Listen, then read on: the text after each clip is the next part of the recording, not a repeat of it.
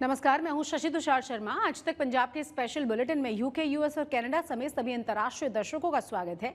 आज हम आपको दिखाएंगे शंभू बॉर्डर पर आंदोलन कर रहे किसानों को लेकर हरियाणा सरकार पर क्यों भड़की सुप्रीम कोर्ट। दिखाएंगे शहीद कैप्टन अंशुमान सिंह के माता पिता का दर्द भी। दिखाएंगे अग्निवीरों को केंद्र सरकार की ओर से क्या बड़ी सौगात मिली है। बताएंगे खालिस्तान समर्थक और लोकसभा सांसद अमृतपाल सिंह के भाई को पुलिस ने क्यों गिरफ्तार कर लिया। हर बड़ी और अहम खबर इस बुलेटिन में होगी, लेकिन सबसे पहले आप देख लीजिए हेडलाइंस। सुप्रीम कोर्ट ने शंभू बॉर्डर को खोले जाने को लेकर बहुत गंभीर टिप्पणी की है। उसने पंजाब और हरियाणा हाईकोर्ट के आदेश पर टिप्पणी करते हुए कहा कि राज्य सरकार हाईवे पर यातायात को कैसे रोक सकती है, जबकि राज्य सरकार का काम है यातायात को नियंत्रित करना। वहीं अदालत के आदेश के बाद से किसान एक्टिव हो गए हैं।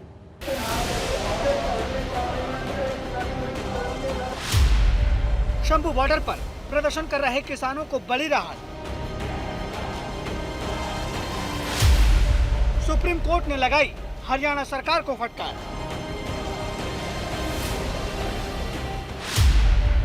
कहा, आप हाईवे को कैसे कर सकते हैं ब्लॉक।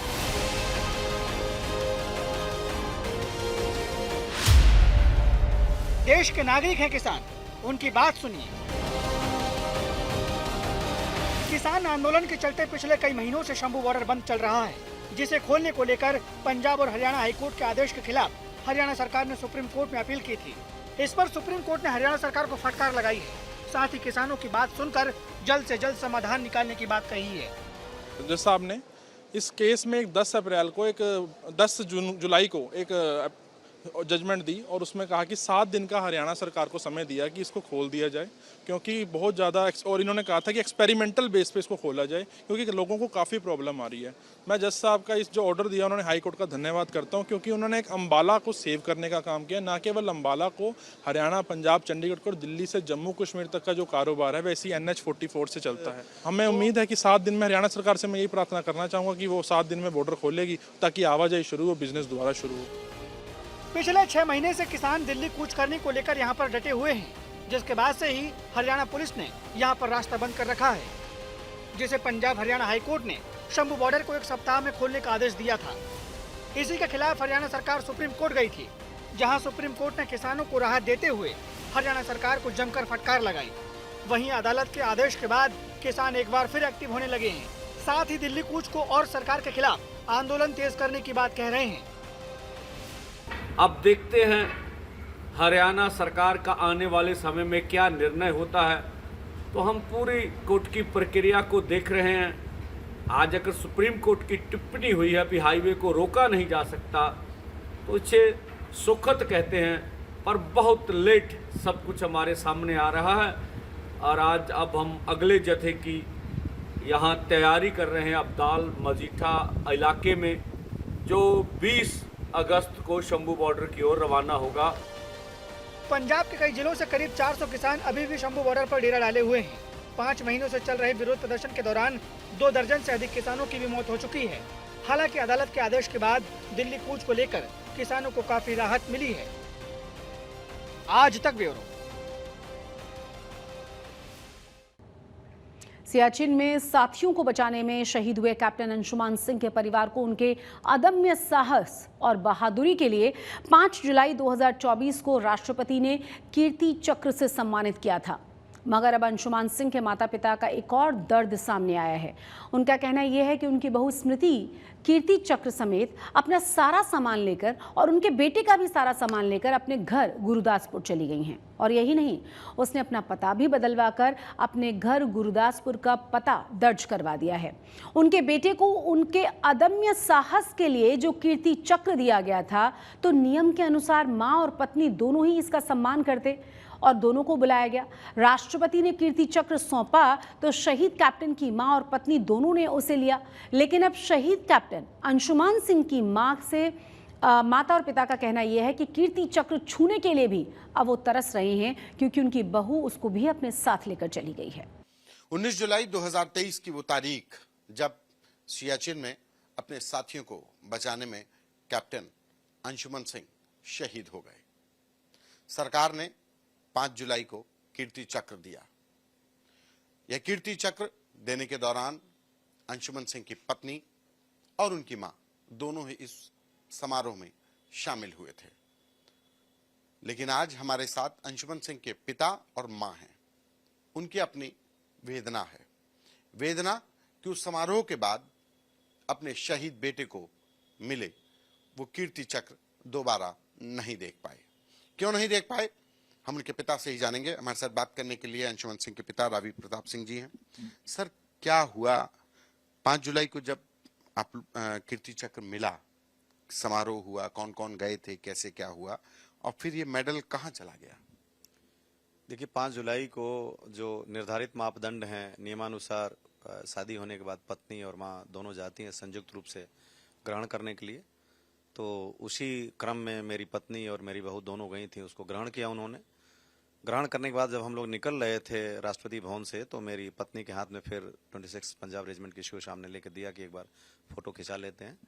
बस उतने ही तक देखा हमारी पत्नी ने, और जो हाथ लगाया था राष्ट्रपति महोदया के सामने वो हमने तो हाथ में भी नहीं लिया, और ना उन्होंने ये मुनासिब समझा कि कभी अपने ससुर को या अपने इस जाबाज शौहर के पिता को दूं। मेरे साथ अंशुमन की मां हैं, वो भी उस समारोह में गई थी अपने बेटे को जब कीर्ति चक्र मिला था।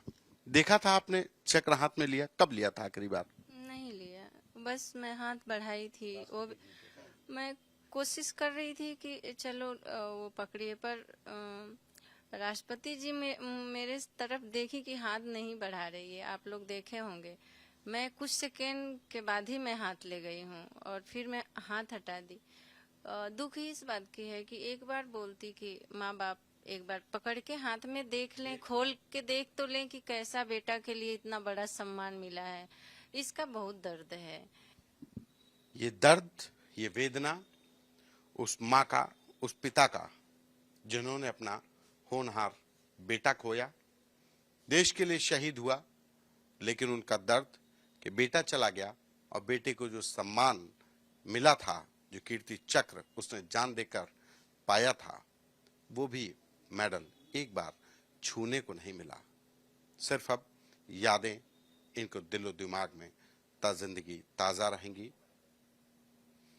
कैमरा पर्सन संदीप के साथ संतोष कुमार, आज तक। अब बात करेंगे केंद्र सरकार की ओर से अग्निवीरों को मिली बड़ी सौगात के बारे में। दरअसल अब अर्धसैनिक बलों की नियुक्ति में अग्निवीरों को प्राथमिकता दी जाएगी और इसके लिए सरकार ने इन सेवाओं में से इन्हें 10% आरक्षण देने का ऐलान कर दिया है। इसी के साथ फिजिकल टेस्ट में भी छूट दी जाएगी।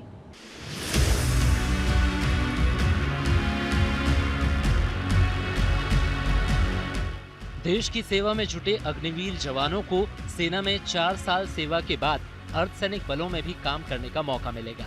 अब अर्धसैनिक बलों में पूर्व अग्निवीरों के लिए 10% रिजर्वेशन देने का फैसला किया गया है। इस फैसले को लागू करने के लिए अर्धसैनिक बलों की ओर से तैयारियां भी शुरू कर दी गई हैं। एक तरह से हमको तैयार सोल्जर मिल रहे हैं, जिनको हम बहुत शॉर्ट ट्रेनिंग करके जो इनको लोकल कैप्सूल्स इनको देने हैं, वो देने के बाद हम इनको तुरंत सीमा पे तैनात करेंगे। सरकार के इस फैसले के तहत अर्धसैनिक बलों में नियुक्ति के लिए अग्निवीरों को फिजिकल टेस्ट में छूट दी जाएगी। 10% पद जो हैं वो अग्निवीरों के लिए आरक्षित किए गए हैं। इसके अतिरिक्त उन्हें पीटी, जिसको कि शारीरिक दक्षता परीक्षा कहते हैं, उसमें उन्हें छूट प्रदान की गई है। 2 साल पहले भी ये बात कही गई थी कि अग्निवीरों को आरपीएफ, सीआरपीएफ और एसएसबी समेत सभी अर्धसैनिक बलों में नियुक्ति में फायदा मिलेगा। इस घोषणा को अब अमल में लाने की तैयारी कर ली गई है। जो परीक्षा होगी उसमें एक शारीरिक दक्षता परीक्षा यानी फिजिकल एफिशिएंसी टेस्ट होता है, तो वो टेस्ट की आवश्यकता अग्निवीरों को नहीं होगी। आरपीएफ बहुत उत्सुक है कि जब अग्निवीर आए हम उनका स्वागत करें अपने बल में। फोर्स के लिए ये एक बहुत अच्छा कदम है। जब ये अग्निवीर जो कि ऑलरेडी आर्मी में ट्रेंड हैं और उन्होंने वहाँ ड्यूटी भी की हुई है, तो फोर्स को एक डिसिप्लिन्ड आदमी ट्रेनिंग के समय ही पहले ही दिन से मिल जाएगा। रिक्रूटमेंट हेतु 10% का एक्स अग्निवीर के लिए कोटा निर्धारित है। ये संशोधन हमारे एसएसबी के रिक्रूटमेंट रूल्स में कर दिया गया है। इससे पहले रक्षा मंत्रालय ने भी अपनी कुछ नियुक्तियों में अग्निवीरों को 10% आरक्षण देने का ऐलान किया था। इसके अलावा उत्तर प्रदेश, गोवा और हरियाणा सरकार ने राज्य पुलिस और उससे जुड़ी सेवाओं में अग्निवीरों को प्राथमिकता देने की बात कही थी। Bureau report. दिल्ली के सीएम केजरीवाल को सुप्रीम कोर्ट ने अंतरिम जमानत दे दी है, लेकिन आपको बता दें कि केजरीवाल को राहत मिली है, रिहाई नहीं। सुप्रीम कोर्ट ने ईडी की गिरफ्तारी को चुनौती देने वाली केजरीवाल की अर्जी को बड़ी बेंच को ट्रांसफर कर दिया है। जब तक बड़ी बेंच में सुनवाई पूरी नहीं हो जाती, तब तक के लिए दिल्ली के सीएम को अंतरिम जमानत मिल गई है।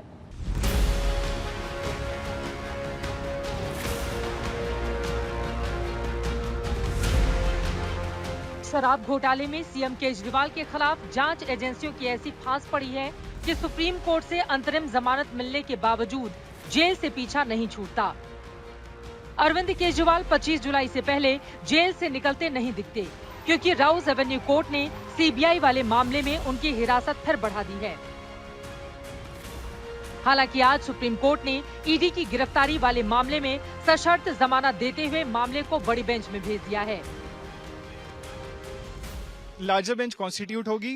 लार्जर बेंच कॉन्स्टिट्यूट करना डिस्क्रेशन होता है चीफ जस्टिस ऑफ इंडिया का। तो जब भी ये लार्जर बेंच कॉन्स्टिट्यूट होगी, ये जो दो अहम क्वेश्चन जो भेजे हैं इस बेंच ने, वो कंसीडर होंगे। उस कंसीडरेशन के बाद डिसाइड होगा ये मैटर फाइनली, और उसके ऊपर डिसाइड होगा फाइनल बेल। केजरीवाल को अंतरिम जमानत देते हुए सुप्रीम कोर्ट ने जो आदेश दिया है, उसकी बड़ी बातें ये है कि अरविंद केजरीवाल को ईडी की गिरफ्तारी वाले मामले में सशर्त अंतरिम जमानत मिल चुकी है। अदालत ने कहा है कि सिर्फ पूछताछ के आधार पर गिरफ्तारी की अनुमति नहीं दी जा सकती। अदालत ने कहा है कि पीएमएलए की धारा 19 और 45 के अंतर को समझाया गया है, जिसमें धारा 19 न्यायिक समीक्षा के अधीन है। अदालत ने ये भी कहा कि केजरीवाल सीएम के पद पर बने रहते हैं या नहीं, ये उनका फैसला है। इससे पहले केजरीवाल को निचली अदालत से जमानत मिल चुकी थी, जिस पर हाईकोर्ट ने रोक लगा दी थी। हाईकोर्ट के उसी फैसले के खिलाफ केजरीवाल सुप्रीम कोर्ट गए थे। अब आम आदमी पार्टी का कहना है कि निचली अदालत से सुप्रीम कोर्ट तक केजरीवाल को जमानत दे चुकी है, लेकिन बीजेपी एजेंसियों का इस्तेमाल करके उन्हें जेल में ही रखना चाहती है। हर कोर्ट में आपको मुंह की खानी पड़ रही है, और ये केस सिर्फ आपके द्वारा रचित एक सर्कस है। इसका मतलब ये है कि ये सरकार जो भ्रष्टाचार पे आधारित है और राजनीतिक संरक्षण से अपने आप को बचाना चाहती है। भ्रष्टाचार के सवालों का जवाब राजनीतिक नहीं हो सकता। भारतीय जनता पार्टी का षड्यंत्र रुकता नहीं है, इसलिए सीबीआई के केस में अरेस्ट किया। सत्ता के मुंह में केजरीवाल जी मदमस्त है, दिल्ली की जनता त्रस्त है, उन्हें तुरंत त्यागपत्र देना चाहिए। अब सुप्रीम कोर्ट ने जिन 3 सवालों के साथ मामला बड़ी बेंच को भेजा है, उसमें पीएमएलए के तहत ईडी को मिले बेहिसाब अधिकारों की समीक्षा होगी, क्योंकि पीएमएलए की धारा 19 के तहत प्रवर्तन निदेशालय को यह अधिकार है कि एजेंसी या जांच अधिकारी को लगता है कि आरोपी हवाला के अपराध में शामिल है, तो उसकी गिरफ्तारी कर सकता है। इस गिरफ्तारी के लिए सिर्फ कारण बताना होगा, जबकि पीएमएलए की धारा 45 में मनी लॉन्ड्रिंग के आरोपी को जमानत देने की 2 शर्तें हैं। पहली शर्त है, अदालत को प्रथम दृष्टया लगना चाहिए कि आरोपी ने कोई अपराध नहीं किया है और जमानत पर रिहा होकर कोई अपराध नहीं करेगा। दूसरी शर्त है, जमानत से पहले कोर्ट सरकारी वकील को जमानत के विरोध का पूरा मौका देगी। केजरीवाल अभी जेल से भले ही नहीं निकल पा रहे हों, लेकिन सुप्रीम कोर्ट के आज के आदेश के बाद ईडी की शक्तियों को लेकर कानूनी समीक्षा शुरू होती दिख रही है, क्योंकि अब ये अदालत से तय हो सकता है कि क्या ईडी के पास गिरफ्तारी की बेहिसाब शक्तियां रहेंगी या नहीं। ईडी की गिरफ्तारी वाली शक्ति से किसी के जीवन का अधिकार प्रभावित होता है या नहीं, और अगर ऐसा होता है तो देश भर में ईडी के केस में जेल में लंबे वक्त से बंद आरोपियों के लिए नई उम्मीद पैदा हो सकती है। दिल्ली से संजय शर्मा के साथ आज तक ब्यूरो।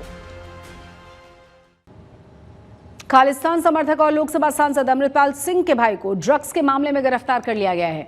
हरप्रीत सिंह को पंजाब के फिल्लौर के पास जलंधर ग्रामीण पुलिस ने 5 ग्राम ड्रग्स के साथ गिरफ्तार किया। पुलिस मामले की आगे की जांच में जुटी है। वहीं परिजनों ने पुलिस और सरकार पर बदनाम करने के आरोप लगाए हैं।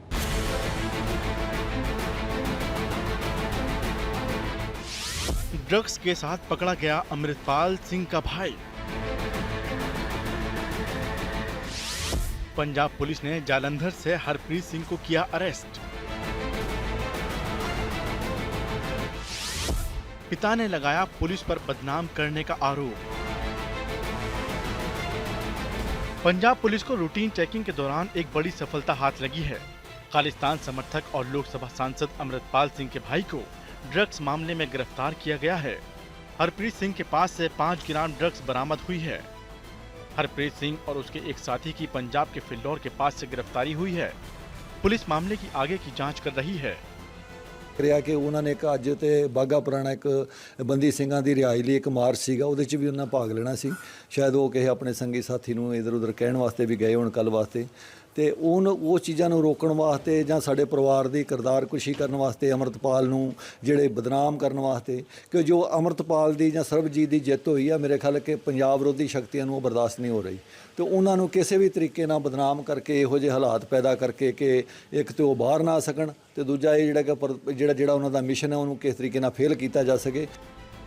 हरप्रीत सिंह को गिरफ्तार करके पुलिस कई बड़े खुलासे होने का दावा कर रही है।